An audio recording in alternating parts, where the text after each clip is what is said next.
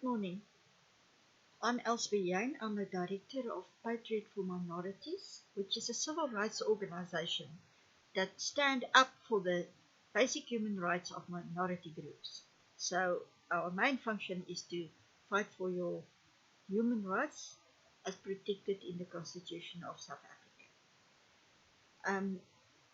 For those who don't know me, my videos are mostly in Afrikaans. But because of the importance of today's video, and because of all the inquiries I get also from English people on the topic, I decided to make this video in English, and for once my overseas friends can also follow my video. Today's topic concerns the difference between a state of emergency and a state of disaster, because there's a lot of confusion going on between the two. And this confusion I pick up in the normal media, as well as social media, but also in Parliament. But it is that the minister that oversees disaster management clearly don't understand her function and her powers and her duties. But yes, that's not the reason for my video. My video is so that you can know what your rights are and what your rights are not, and to be careful for certain things and to be safe on the other side. So it's to take away confusion. As normally, the rule, you are very welcome to share my video. I'm not shy of what I'm saying here. I don't care if it's shared to other persons, because I can prove my views. If you like what I'm saying, please give me a thumbs up. It's just the press of a button, and it means a lot to me, and it means a lot to my channel.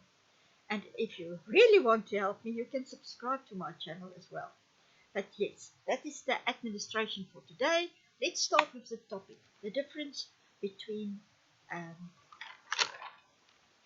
state of emergency and a state of disaster.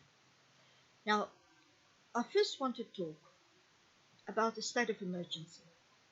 Now, before I tell you about the state of emergency, I just want to emphasize that there is no state of emergency in South Africa. I don't foresee a state of emergency in the near future. But why I want to explain to you what a state of emergency means is that you can realize how wrong it is to refer presently to a state of emergency. And may God protect us that we never get into a state of emergency in South Africa, because that will be the end of this country. Our country is presently already fragile. We are on the edge of a collapse, but a state of emergency will be a final blow to this country and will be the downfall of our country. Right, so I'm talking about a state of emergency now, and a state of emergency is not on the cards presently in South Africa. There's a reason why I have to explain the state of emergency. It's for you to understand the state disaster better. So if I first explain the state of emergency, the state of a disaster will fit in easier into my explanation. Right. State of emergency is ruled by Act by the name of State of Emergency Act. It's Act 64 of 1997. So since this act was promulgated in 1997, our country has never seen a state of emergency. So we never saw this act in action. But this is a very short act. It only has 5 sections, of which the 5th section is the repeal of the previous State of Emergency Act. So actually it only has 4 effective sections. It consists of 2, maybe 3 pages, very short.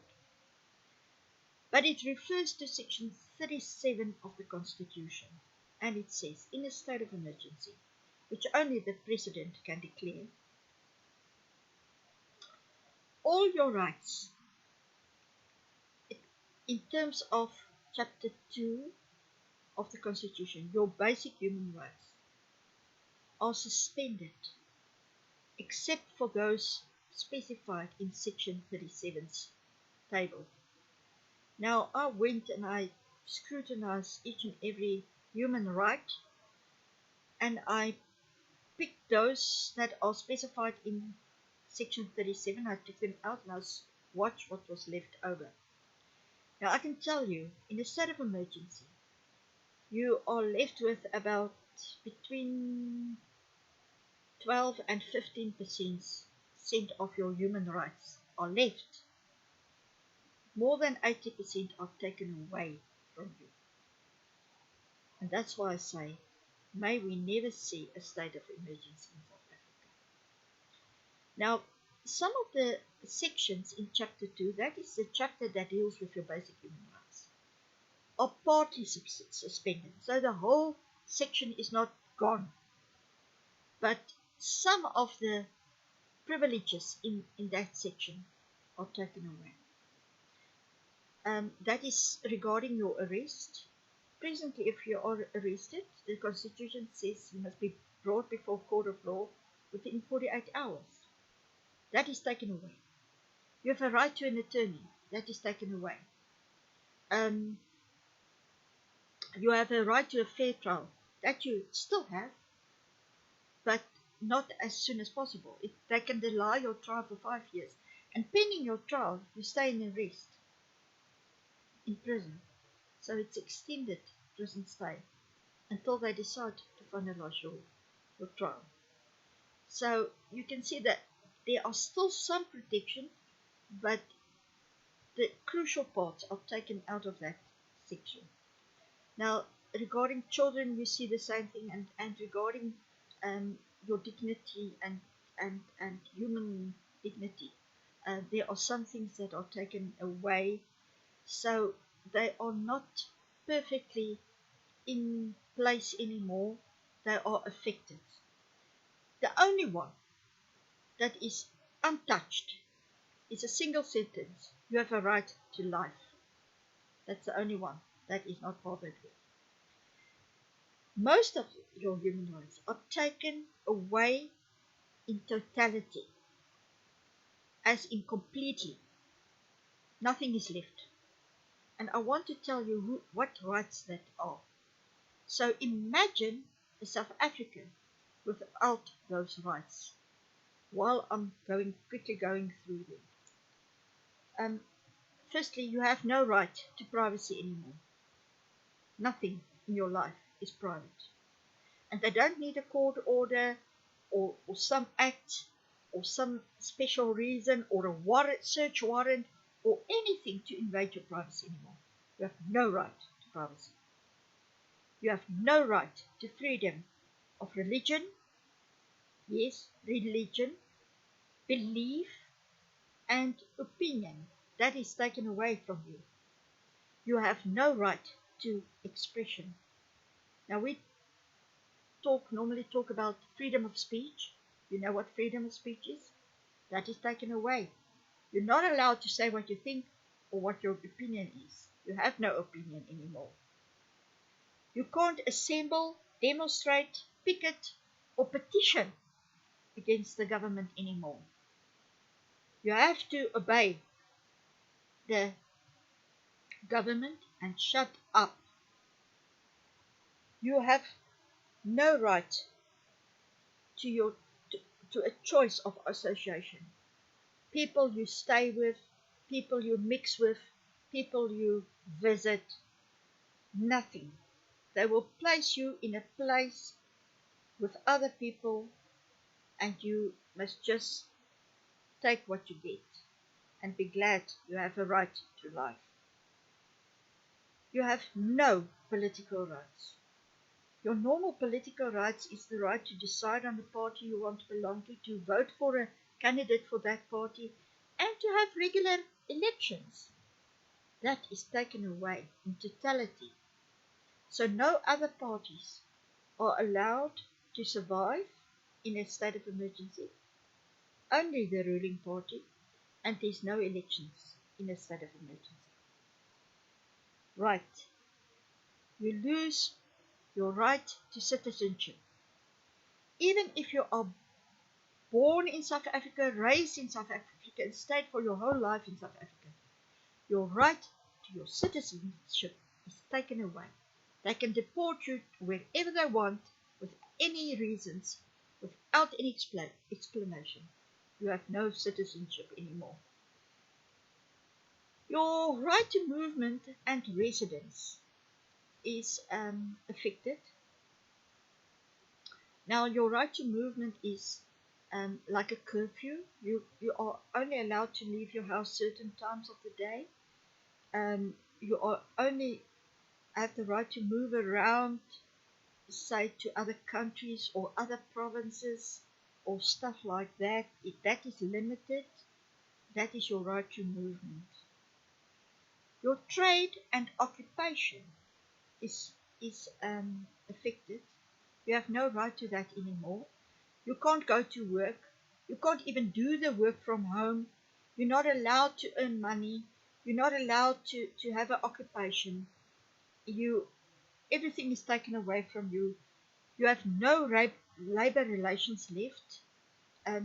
You can be dismissed without any um, valid reason, without any resource to CCMA or whatever. Nothing of those exist anymore. Your right to a clean and safe environment is taken away. A very important one is Section 25, which protects your property. Now, in a state of emergency, no property is protected. They can take your house, your farm, your business, your car, your firearms, your food, your emergency food that you stockpiled. They can take everything with you without any reason, without following the procedures of expropriation, without any explanation. They can just take it away. You have no right to any property whatsoever anymore. You don't have a right on housing. They can put you in a female camp where there's no shelter or beds or nothing and just keep you there for an indefinite time. You have no right to health care, to medicine, to first aid, to food, to fresh water or any water, not even dirty water. You have no right to that. Education comes to a standstill. There's no right to education. And you have no right on your language and your culture anymore. So that is what a state of emergency brings you to. That's why I say, may we never see a state of emergency in South Africa. And just before you are shocked, we are not in a state of emergency now. We are in a state of disaster. And that is ruled by the Disaster Management Act, which is Act 57 of 2002. Now, I want to tell you that when in the COVID pandemic period,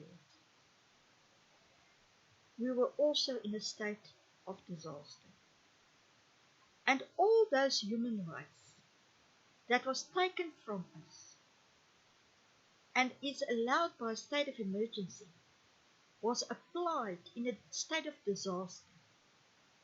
Now, the state of the Disaster Management Act does not make provision that any of your human rights may be affected by the act.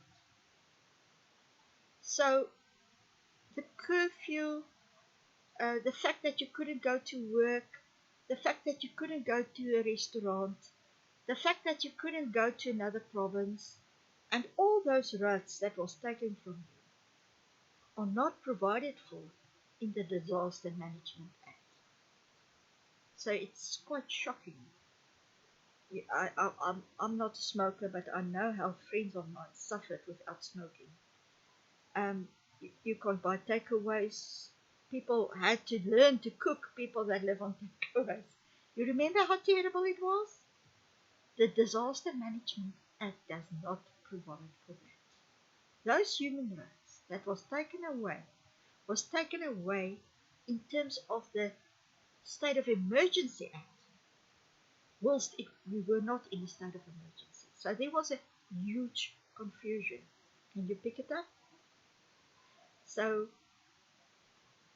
we are waiting. We are now in a state of disaster, not in a state of emergency, in a state of disaster. And those human rights that are taken away is not applicable now. So we still wait for the regulations to see what they're going to say. What can we do? What can't we do? How are they going to manage this disaster? And until then, you don't have to obey anything.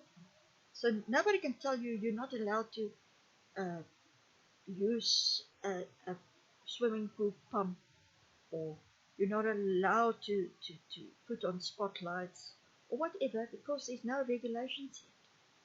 And the moment we get the regulations, I will make a new video explaining what the regulations say and how we should deal with it.